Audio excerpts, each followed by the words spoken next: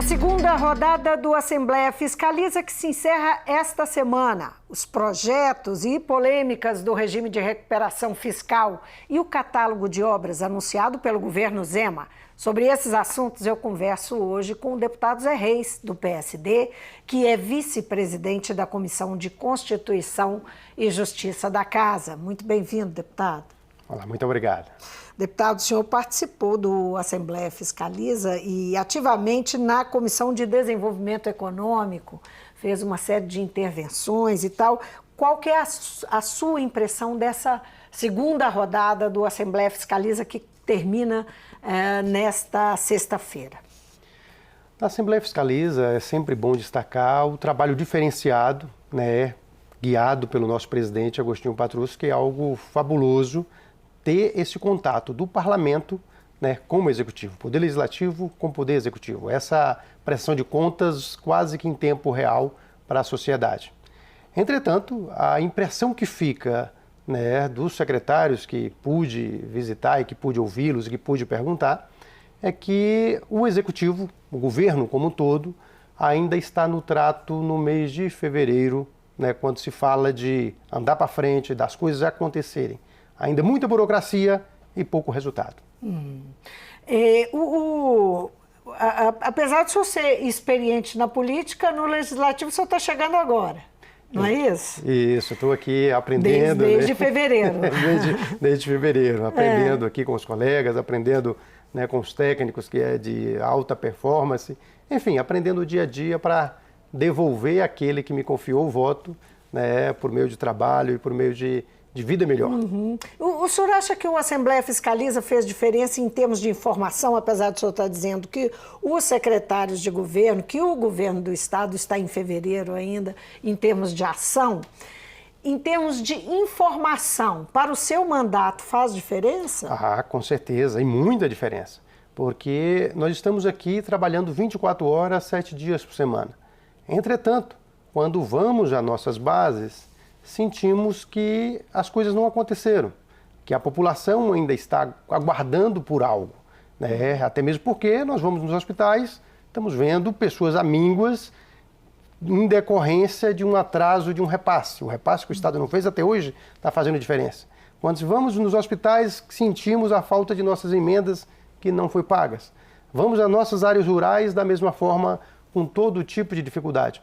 Então, essa experiência de informação, ela só rechaça, confirma aquilo que estamos sentindo. Mas, por hora, às vezes achamos até que é questão de tempo, é questão que as coisas estão acontecendo, mas essas duas realidades, a realidade que o secretário traz e a realidade que encontramos no campo, elas se encontram, elas se confirmam. Ou seja, nós estamos no mandato trabalhando no rumo certo, para não ser também injusto. Cobrar de alguém que está dando resultado.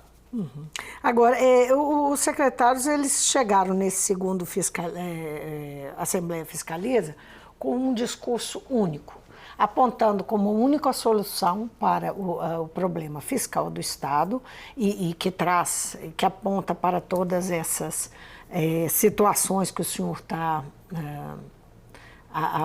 dizendo aí que encontra, por onde o senhor vai, que são as carências e tal, que a questão fiscal é responsável por isso e que só existe uma solução, como o governo tem dito desde o princípio, que é o regime de recuperação fiscal. Nós sabemos que esse acordo com a União é um acordo cercado também de muita resistência do parlamento. E tem sido colocado como responsabilidade do parlamento, a solução está dada e o parlamento tem que dar uma resposta. Eu queria saber do senhor o que o senhor acha dessa posição do governo e o que o senhor pensa desse acordo do regime de recuperação fiscal.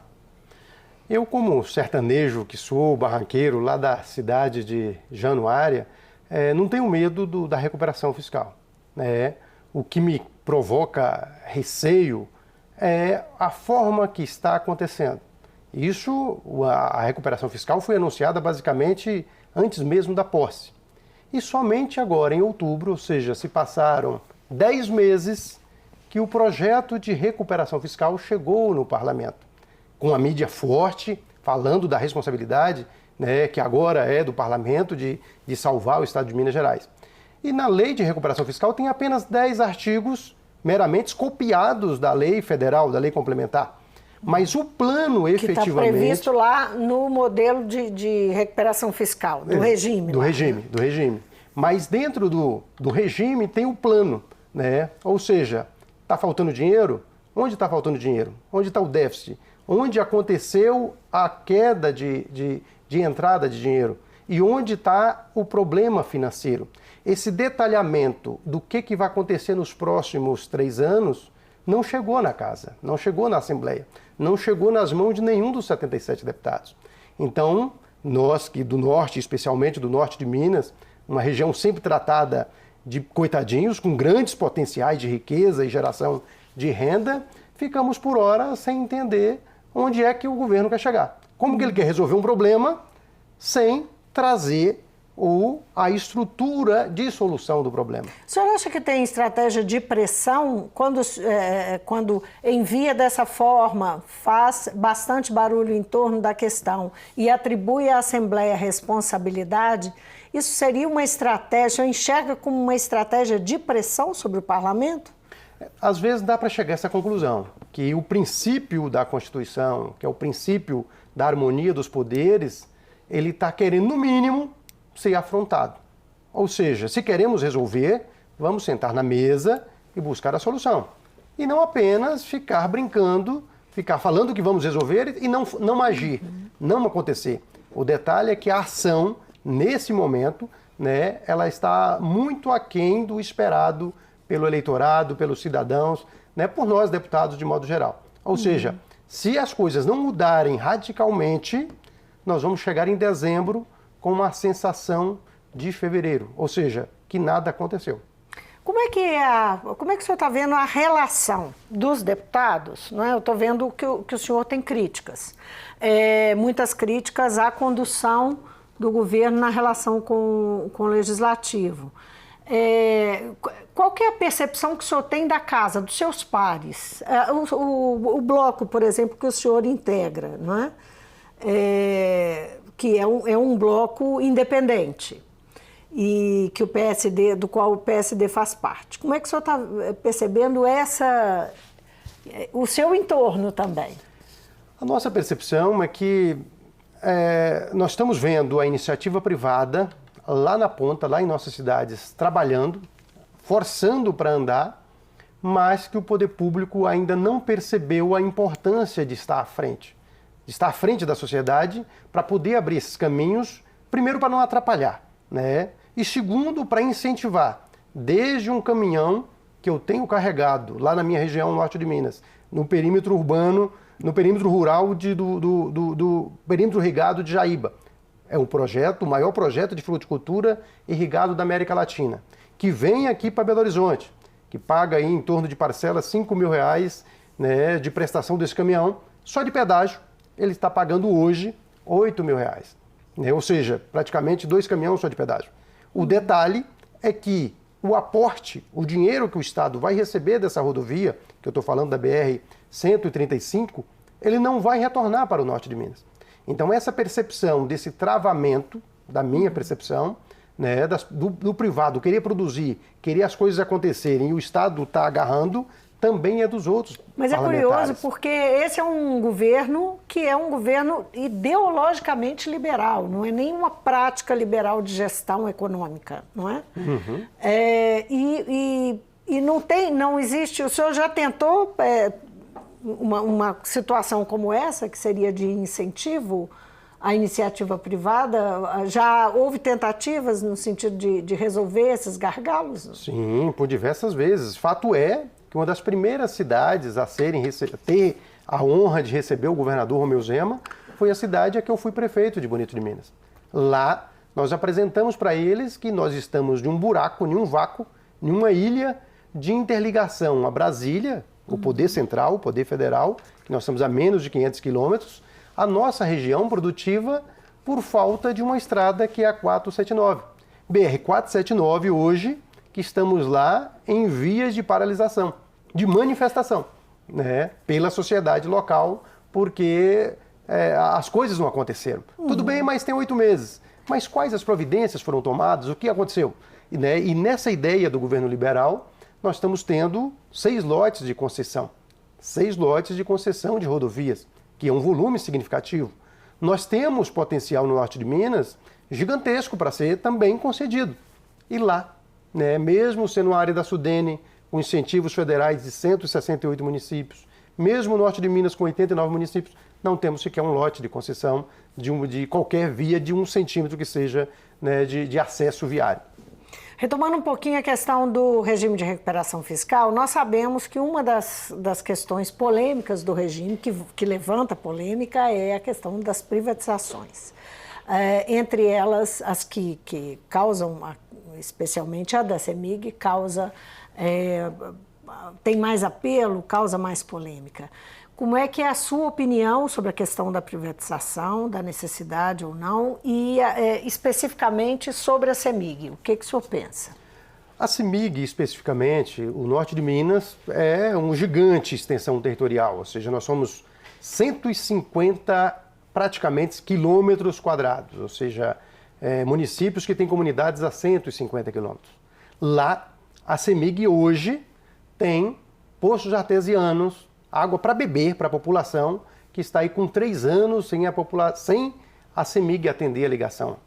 A pergunta que me vem é, com a privatização, o capital privado vai atender aquela comunidade lá no meu sertão, de 40 moradores, né, que precisa de 5, 10, 50 quilômetros de rede, que hoje está com dificuldade mesmo subsidiada, né, ou vai piorar? Então, essa resposta, em tese, ela teria que vir no plano, né? No plano do governo. E isso não veio, isso não aconteceu. Há uma experiência em Goiás, não é? Há uma experiência em Goiás. Foi trazida, inclusive, à Assembleia para debate. Né? Sim, convidamos a Assembleia do Estado de Goiás, ouvimos, né, eles, tem os prós, tem os contras, mas por hora é uma questão catastrófica no estado de Goiás. Ou seja, era ruim, de fato, continua também ruim do mesmo jeito. Né? Então não dá para perceber. Dizem que pelo fato da CEMIG ter uma outra estrutura financeira, essa privatização, né, seria diferente. Mas as palavras passam, as palavras voam. E no papel, como que vai ficar isso para a próxima geração? Né? Nós vamos assinar algo que vai privatizar para piorar ou para melhorar? Tudo bem que temos o exemplo das telecomunicações, e foi um exemplo, né, de aconchego, de levar aos distritos, à população, né, o acesso às comunicações. Mas a diferença é que nas telecomunicações teve concorrência.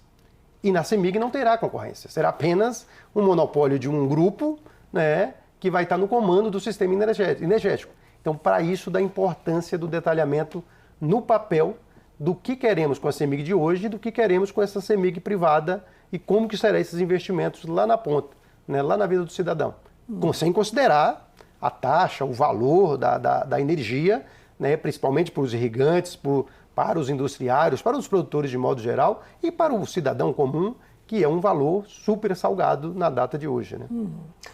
O governo do estado, o governador Romeu Zema, acabou de lançar um catálogo de obras, não é? São obras para serem feitas com emendas parlamentares, né, direcionadas para isso, para, digamos, canalizar as emendas parlamentares para essas 65 obras elencadas nesse catálogo. Como é que o senhor... Eu sei que o senhor fez críticas a esse catálogo. Eu queria saber exatamente por quê, o que o senhor não gostou, e se eventualmente esse é mais um ponto de atrito com o legislativo. Como é que é? O catálogo, eu inclusive tinha confirmado presença no evento, feliz, né, da iniciativa do governo congregar tantos pontos, né, de importância que é justamente as obras, a infraestrutura, o investimento regional. Mas infelizmente não pude estar presente. Mas quando eu tive acesso ao teor do catálogo, para minha tristeza, foi simplesmente um reconhecimento de desrespeito com a nossa região, né? Do governo não saber ouvir, do governo não estar entendendo o que está acontecendo no estado de Minas Gerais. Nós, nessa área da Sudene, que também recebemos benefícios do Nordeste, tivemos em Recife elaborando um plano de investimento de pontes, de barragens, de rodovias. Esse plano será votado esse ano no Congresso Nacional, né? Agregando nós que estamos no período de seca, mas o índice de chuva nosso é bom. O problema é que chove 2 meses, 3 meses esse volume de chuva, então nós temos que armazenar essa água. Da mesma forma, o acesso, né, no sentido leste-oeste, no sentido Brasília, para ter o escoamento da nossa produção, né, chamar o centro-oeste, passar pelo norte de Minas. E por incrível que pareça, nenhuma obra dessa, com todo esse trabalho de 10 meses, foi contemplada nesse catálogo de obras.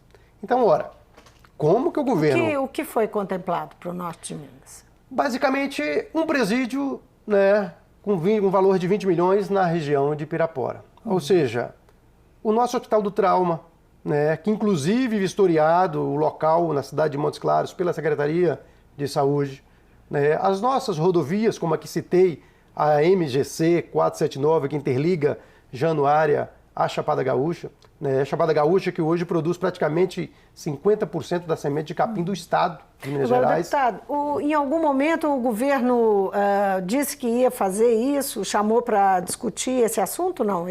Não, em nenhum momento... Esse elenco de obras? Não, em nenhum momento. É claro que todas as visitas que nós tivemos, quanto com os secretários, quanto com o governador, e da mesma forma, esses secretários do governador no norte de Minas, nós apresentamos já nossas demandas, né? Então, ou seja, para dizer que não sabia. Agora, em nenhum momento foi chamado para montar o catálogo. Foi chamado para anunciar o catálogo e ali nascer a parceria das nossas indicações, das nossas emendas, que com certeza as indicaríamos com todo o prazer. Agora, houve uma recente mudança no governo, na Secretaria de Governo. O secretário Custódio Matos deixou, né, o cargo e assumiu o deputado licenciado Bilac Pinto, deputado federal licenciado por Minas. E havia uma expectativa de que houvesse mais autonomia desse secretário de governo na função de interlocutor com o legislativo e uma possibilidade de aproximação. O senhor sentiu alguma diferença? Ele assumiu, salvo engano, no início de setembro. Não é? O senhor sentiu alguma diferença, algum movimento nessas relações? Não? Confesso que ainda não senti, ainda não foi possível. Muito embora eu conheço o Bilac como parlamentar, um ótimo parlamentar, conheci quando secretário, também um dedicado secretário, e agora, inclusive, fazendo a visita, dando as boas-vindas, mas eu não sei se a burocracia do sistema, o seu estilo do governo diferente, mas o parlamento ainda não conseguimos, né, sentir o que de fato aqui ele veio, né? Ainda está no mesmo nível dos demais secretários. As coisas ainda não aconteceram. É claro que teremos ainda essa semana uma conversa olho a olho aqui no Assembleia Fiscaliza, né? Espero dali... Ele vem nessa sexta-feira. Isso, não é? Espero dali mudar minha concepção, né? Com essa esperança ainda de dias melhores, né? Com essa esperança que eu renunciei ao mandato de prefeito para poder servir minha região. E depois estou aqui ainda sentindo um pouco órfão no sentido de ver as coisas acontecerem lá no sertão, lá na ponta, né, efetivamente, né, que o papel do governo, efetivamente, que esteja à frente nesse trabalho de abrir caminhos. Então eu estou muito certo que esteja cedo para a gente fazer uma análise mais profunda, esperançoso de que algo aconteça, mas até então nós estamos no 0 a 0. Muito bem, deputado, foi um prazer ter o senhor aqui no mundo político. Muito sucesso aí nos próximos 3 anos. Tem aí 3 anos e 2 meses pela frente de muito trabalho. Obrigada por ter vindo. Maravilha, eu que agradeço. Agradeço a todos os ouvintes que assistem nesse momento. Eu conversei com o deputado Zé Reis, do PSD, vice-presidente da Comissão de Constituição e Justiça da Assembleia. Ele é ex-prefeito de Bonito, no extremo norte de Minas, e ex-presidente da Associação dos Municípios Mineiros da área da Sudene, no estado. Nosso assunto é que conversamos sobre a Assembleia Fiscaliza, que trouxe aqui os secretários nessa segunda rodada que termina nesta sexta-feira, para sabatiná-los sobre o que o Estado está fazendo, como está fazendo, dando, inclusive, prestando contas em relação a cobranças que foram feitas na primeira rodada. Conversamos também sobre o regime de recuperação fiscal. Os primeiros 3 projetos já estão na Assembleia, mas, enfim, há muitas críticas em relação à condução, à forma como o governo está se relacionando com a Casa, isso desde fevereiro, desde que os deputados assumiram o mandato. E, por último, falamos também sobre o catálogo de obras que afeta muito ou não afeta a região do deputado Zé Reis, que ficou, digamos, bastante sem cobertura, tem poucas obras indicadas para receber emendas, para atender a região, que é uma região grande, pobre, com muitas necessidades, como o deputado elencou aqui. O Mundo Político fica por aqui. Se você quiser rever a entrevista, é só acessar o nosso site ou o YouTube. E para falar conosco, por e-mail ou Twitter. Obrigada pela companhia e até a próxima.